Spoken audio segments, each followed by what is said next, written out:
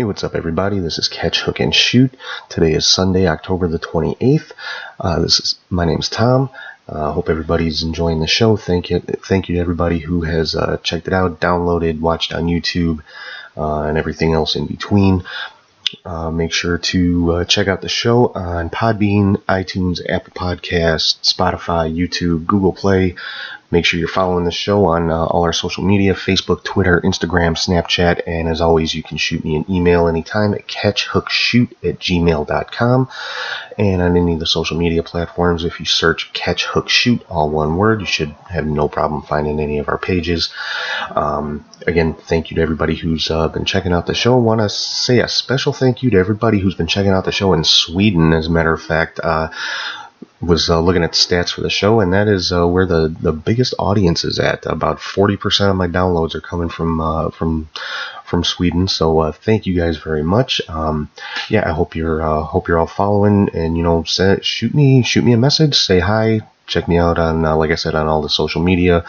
At me on Twitter, give me a comment on Facebook, shoot me an email. I'd love to hear from you guys. I'd love to know what it is you like about the show. If you have any comments, questions, anything like that, always open to any and all criticisms and things of that nature. So if there's anything you'd like to hear me talk about, like I said, any comments, questions, what you like, what you don't like, something you think I could do different or better, I'm open to it all. So feel free to drop me a line anytime.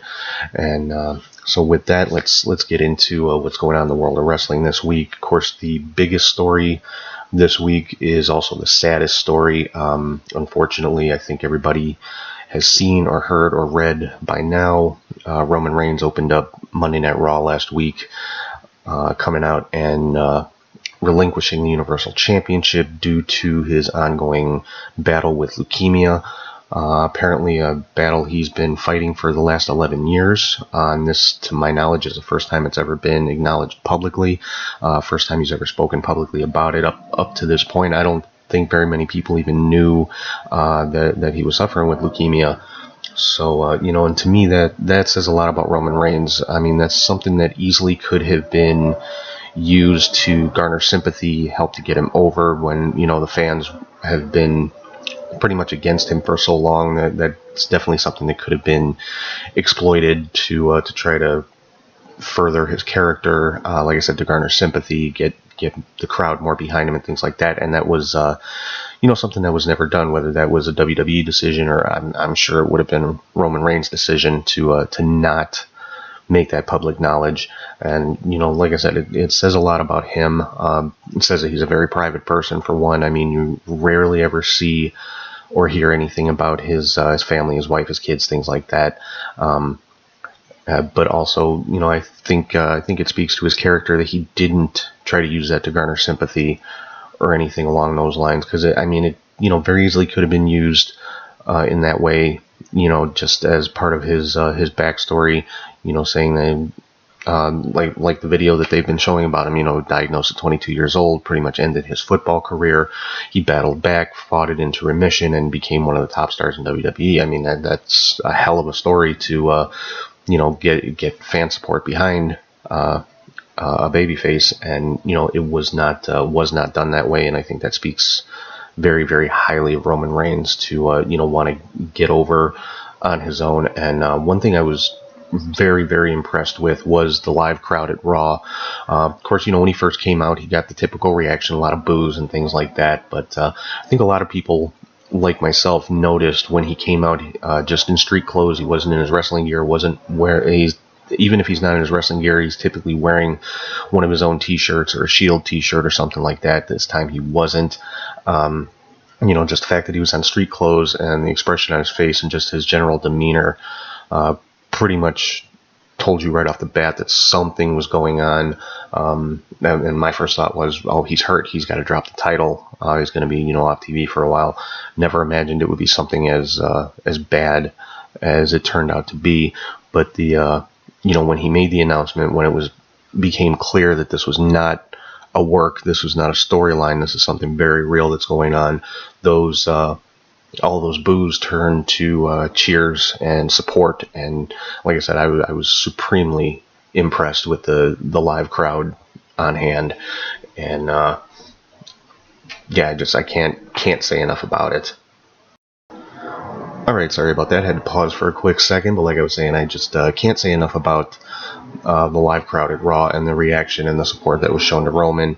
And I think he was surprised by it too. Obviously he had some tears in his eyes, and I think, other than the obvious of having to go through this horrible ordeal that's in front of him, I think he was a bit overwhelmed by the reaction that he got, the thank you Roman chants and things like that.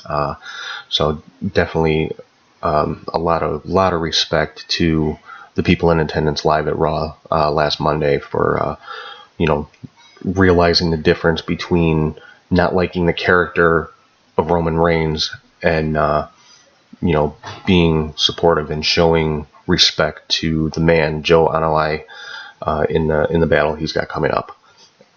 So moving on from there, the rest of Monday Night Raw, we saw, or it was announced that because of Roman having to relinquish the Universal title, the match between Braun Strowman and Brock Lesnar at Crown Jewel will now be a one-on-one match, and the winner will be the new Universal Champion.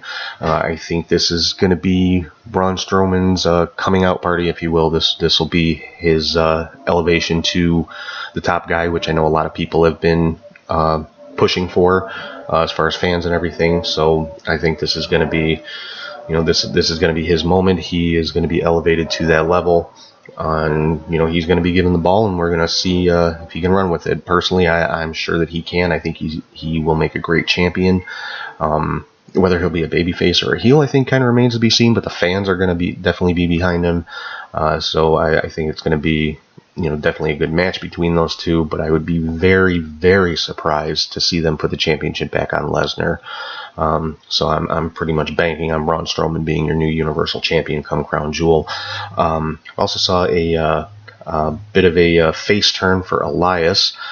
Of course, he typically has been working as a heel, even though the fans love pretty much everything he does. He more or less solidified himself in my mind to as being a babyface now, with attacking Baron Corbin, hitting him with the guitar when Corbin cut his microphone off and kind of disrespected him a little bit during his performance, quote unquote, on Raw. So Elias, looking like Elias will be a new babyface, which with Roman being off of TV for, I would say, at least a year to 2 years, they need another big babyface in the company, and if Elias is the one to fill that role, I think he's probably a very good choice for that. We saw another turn at the end of Raw. Saw a heel turn for Dean Ambrose. Right after Ambrose and Rollins won the Raw Tag Team Championship, Ambrose attacked Seth Rollins. A lot of people were critical of this. I mean, we've known for a while, I think it's been probably the worst kept secret in wrestling currently, that Ambrose would be turning heel at some point. Why they chose to pull the trigger on it on Monday, I'm not sure. But it is what it is. I mean, it was a as far as anybody knows, that as far as I know, it was a planned storyline. I don't know if Monday was the original plan for time wise for Ambrose to make that turn, but that's just how it worked out, and it is what it is. I don't think I don't see it as exploiting Roman Reigns' situation in any way. I think it's just ending Raw on a high note, and then throwing in a bit of a shocker with the Dean Ambrose heel turn. So it's going to be interesting to see how they go forward with this one, because Ambrose and Rollins, like I said, are the Raw Tag Team Champions now. But obviously, there's a bit of strain there on the team, to say the least. So how they proceed with this one's going to be really interesting. Some other stuff going on in WWE this week. Mia Yim made her debut on NXT. Matt Riddle's going to be making his debut next week. It was also came out on NXT this week that Johnny Gargano is the man who attacked Aleister Black a few weeks back, and so that. Yeah, that was kind of a surprise to me. I didn't expect Gargano to turn heel, at least not at this point. But I think it's a good progression from his rivalry with Tommaso Ciampa, and it looks like he and Ciampa may be kind of getting chummy again. Ciampa posted some stuff on social media kind of supporting Gargano. So could this lead to a DIY reunion? Who knows? I think that's something fans would definitely love to see. I know I'd love to see it if it happens. So if not, a full-on reunion, they're at least kind of on the same page now again. With Ciampa saying, Gargano's eyes are finally open. He can, now he can finally see. He wasn't ready before. That's why Ciampa attacked him and this and that. And so it'll be interesting to see how this progresses with Gargano and Ciampa, as well as with Gargano and Aleister Black. By all accounts, they will be having a match at NXT TakeOver War Games. I don't think that's a surprise to anybody. That card is still kind of taking shape. Some of the, actually, I think most of the matches there are pretty much just speculation at this point, as far as who's going to be involved. As far as the War Games match itself, the prevailing rumor right now is the War Raiders, Pete Dunne, and Ricochet versus all 4 members of the Undisputed Era. So it is, according to this rumor, is going to be back to the 4-on-4 format rather than 3 teams of 3, which I like. I like the just 4-on-4 with 2 teams. I would assume War Games is still going to be the double ring, double cage, but probably with no top on the cage like last year. But I like that they went back, or hopefully are going back to the 4-on-4 format. It's a little more old school NWA style, so I really, really like that idea. As far as the Mae Young Classic in WWE, the finals are set. It's going to be Toni Storm and Io Shirai. That's going to be going on tonight at Evolution. We'll get into that a little bit later. Some news out of the NWA from the 70th anniversary show last week. There were a couple of new champions crowned. Nick Aldis regaining the World Heavyweight Championship from Cody Rhodes in the 2 out of 3 Falls World Heavyweight Championship match. Also have Willie Mack crowned as the new NWA National Heavyweight Champion. He won that 8-man mini tournament that they had. Jazz retained the World Women's Championship against Penelope Ford, and kind of made an not really an announcement, but during a post-match interview, kind of saying that she wants a shot at the 10 pounds of gold, the World Heavyweight Championship. Will be interesting to see how that works out going forward. Now, Jazz does have another Women's World Championship defense this weekend against Jordan Grace, so we'll have to keep an eye on that and see who comes out on top in that one.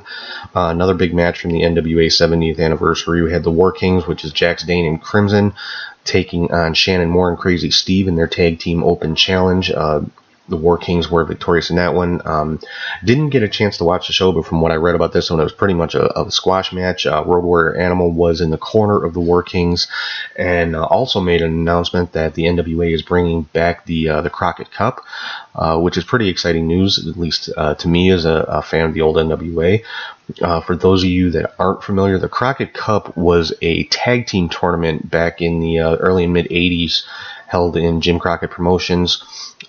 Basically, I want to say it was 8 tag teams or 16 tag teams. It was a full-on tournament held, on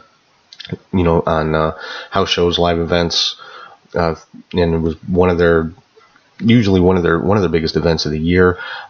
Curious to see how Billy Corrigan and Dave Lagana are going to handle it. If it's going to be done on, if it's going to be another NWA exclusive show, or if it's going to be done like throughout the indies with like qualifying matches and tournament matches, maybe on Ring of Honor shows or other independent shows throughout the country. We'll have to wait and see how that breaks down. That's going to be sometime in 2019. Some rumors going around this week in the world of wrestling. Of course, most of them centering around the WWE. Regarding the Fox WWE deal for SmackDown, there's a rumor out there that Fox wants Daniel Cormier on the announce team for SmackDown. I'm hoping this is one rumor that is false. I just don't see the point. WWE has some great announcers. Their SmackDown announce team is very, very good with Corey Graves, Byron Saxton, Tom Phillips. I guess they just want somebody, Fox that is, wants somebody with some more name recognition, maybe pull in some MMA fans just by having him at the announce table. Like I said, it's a rumor. We'll have to see if there's any truth to it come next year when SmackDown makes that move. I'm sure it's something that would be announced and hyped well beforehand to get the audience up for the initial episode of SmackDown on Fox. So it's kind of one of those wait and see things. Like I said, it is just a rumor. There obviously hasn't been any kind of confirmation on that at all. So we'll see what happens there. Some stuff regarding Crown Jewel. WWE has announced officially that they are going ahead with the Crown Jewel pay-per-view as planned in Saudi Arabia. Basically just saying, they have a contract, they're going to honor their contract and fulfill their commitments, which, I mean, from a business perspective, it's, really the only thing you can do. It's the smart choice. I mean, yes, WWE is a huge company. It's a worldwide company, but it is a company. And if you are a business owner or, CEO, however you want to put it, as far as Vince McMahon, yes, he is the largest stockholder of WWE, but it is still a publicly traded company. There is still a board of directors he has to answer to, and that board of directors still has the authority to remove him from power, even though he does own like 94% of the company. Being a publicly traded company, that's just how it works. And and again, being a CEO or a president or a chairman of a company, do you have to consider, if they were to try to back out of this contract, do you want to make an enemy of any government? I mean, I'm not even going to specifically say Saudi Arabia. That's the country that it involves in this case. But, as a private citizen and a chairman of a company, do you want to make an enemy out of a world leader? I would think probably not.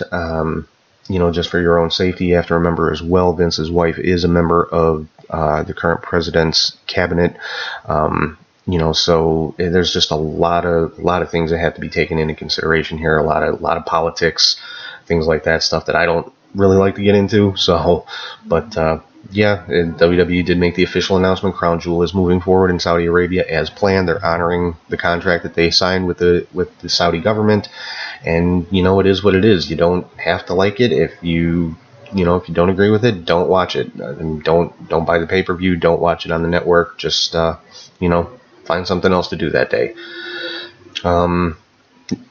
Some other news relating to Crown Jewel. Tickets went on sale Friday, I believe it was, and sold out in 3 hours, so it will be a full house.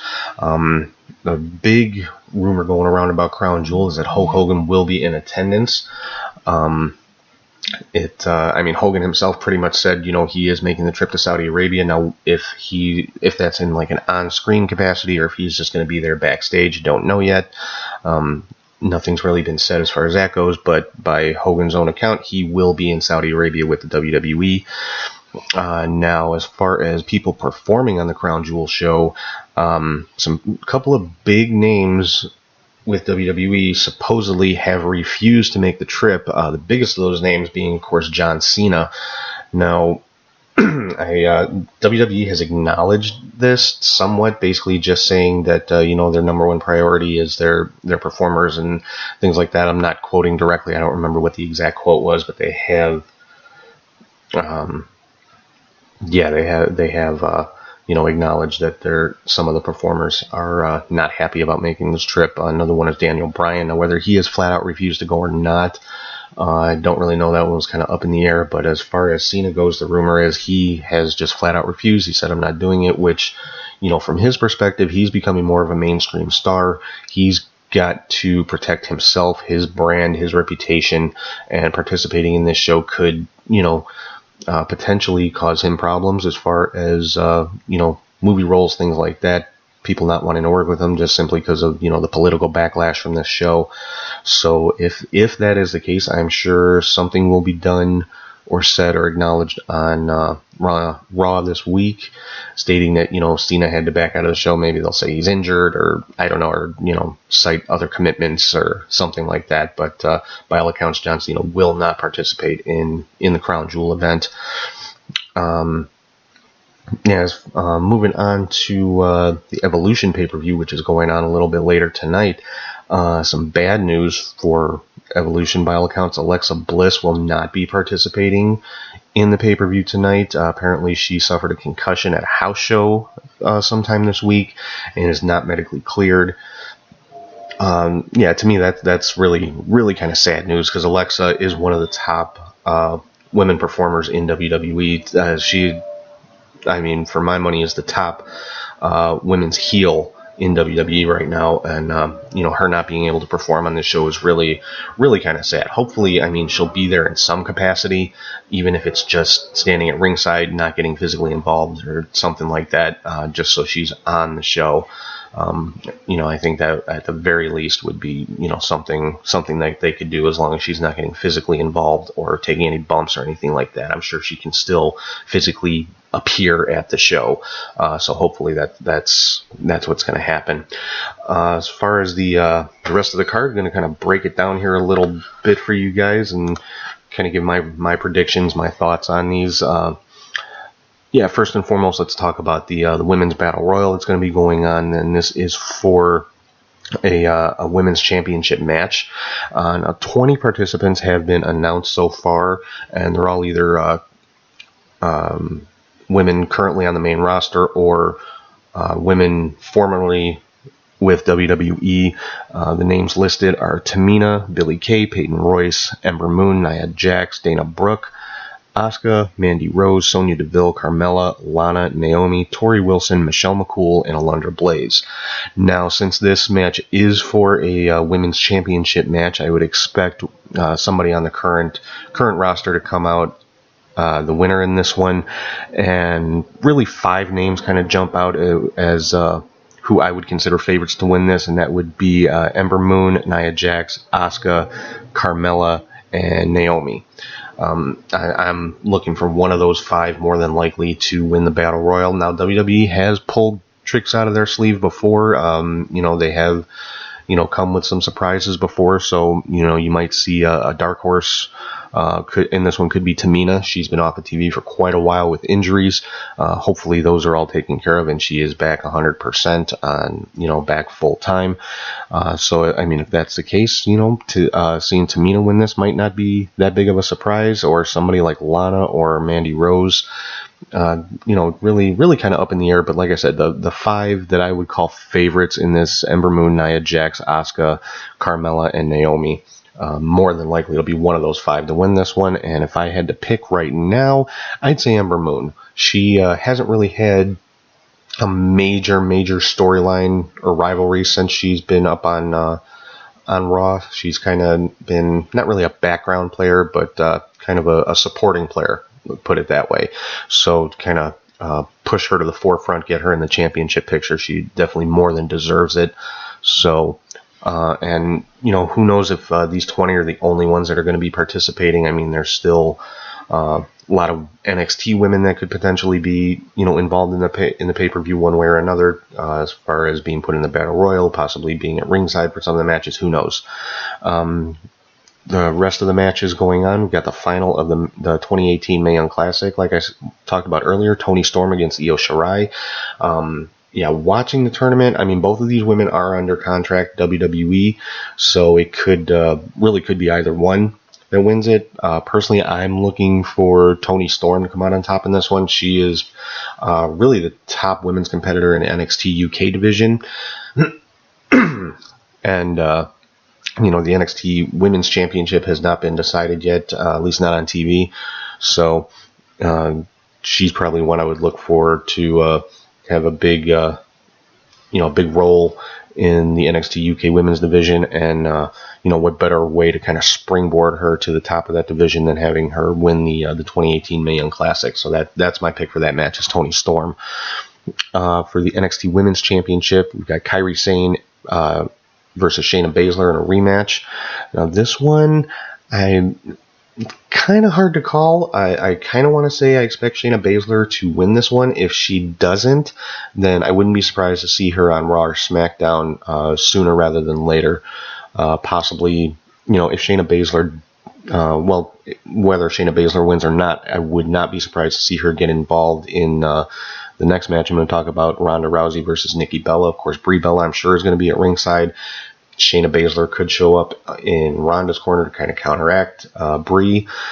And by all accounts, this is going to be the main event of the show. I know a lot of people think that the main event should be Becky Lynch versus Charlotte, which I happen to agree with that. I think that should be the final match of the show. But with Ronda Rousey's name recognition, her mainstream popularity, it just kind of makes sense to have she and Nikki as the final match on the show and as the main event. Now, by all accounts, also this is going to be a relatively short match. Probably, I wouldn't say more than maybe 10, 15 minutes maximum, just because of Nikki Bella's history with neck injuries, and supposedly the WWE doesn't want to put her out there in too lengthy of a match just for fear of her re-injuring her neck. But my thinking is, if that's the case, then why did you clear her to compete if you're going to, put those kind of restrictions on her? Either she's medically able to compete or she's not. In my mind, I mean, that's just how my mind works. I don't know what the criteria is for WWE to medically clear somebody to get in the ring after a serious injury like Nikki Bella has had. So we'll just have to see how that one goes. And I do expect Ronda Rousey to retain the title, whether it's by making Nikki Bella tap out or interference from Brie and the match ends in disqualification or something along those lines. Like I said, it wouldn't surprise me to see Shayna Baszler show up to start kind of planting the seeds for the four horsewomen, the MMA four horsewomen getting together. Now on NXT House Show, Shayna Baszler has already been teaming with Jessamine Duke and Marina Shafir. So, the three of them are already pretty much a unit in NXT. So kind of working Ronda Rousey into there would not be a difficult task at all. But I don't see Ronda Rousey, making appearances on NXT shows.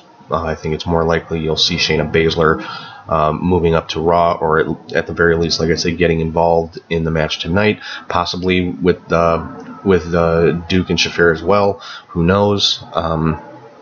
Some other matches going on. Like I said, Becky Lynch and Charlotte Flair for the SmackDown Women's Championship. This one I expect to be the match of the night. This is the last woman standing match. This is really the only quote-unquote gimmick match going on tonight, with a special stipulation like that. First ever last woman standing match in WWE. I expect this to be, like I said, the match of the night. Probably, I would say at least a good 20 to 30 minute match. Give them plenty of time to tell their story and just put on the show that everybody knows that they can put on. I'm thinking Becky Lynch is going to retain tonight. I mean, it's last woman standing, so she's going to pull out all the stops. But then again, Charlotte Flair, she is the daughter of the dirtiest player in the game, Ric Flair. I'm sure she's got a lot of tricks up her sleeve as well. Ric Flair is supposed to be at Evolution tonight.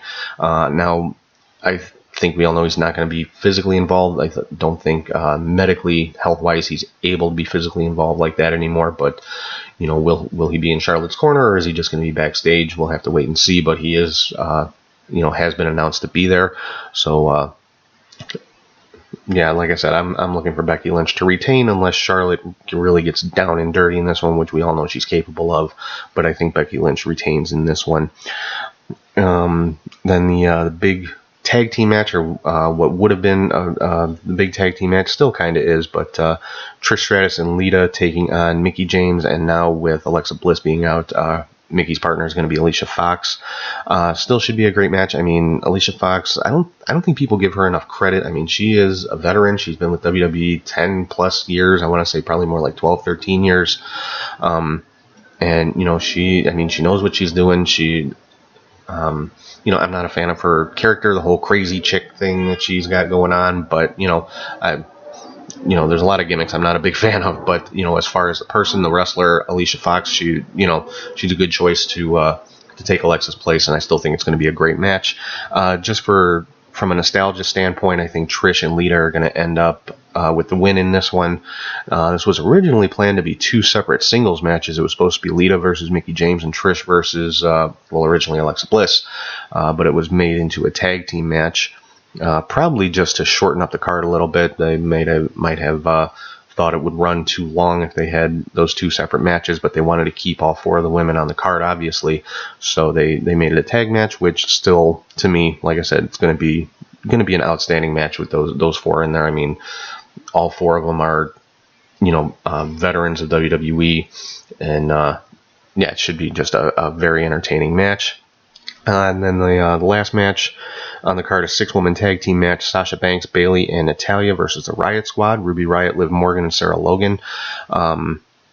Yeah, this is another one I would have loved to see some, singles matches with Sasha, Bayley, all 6 of these women. But again, I'm sure it was because of time constraints, and they want to use the Riot Squad as a unit.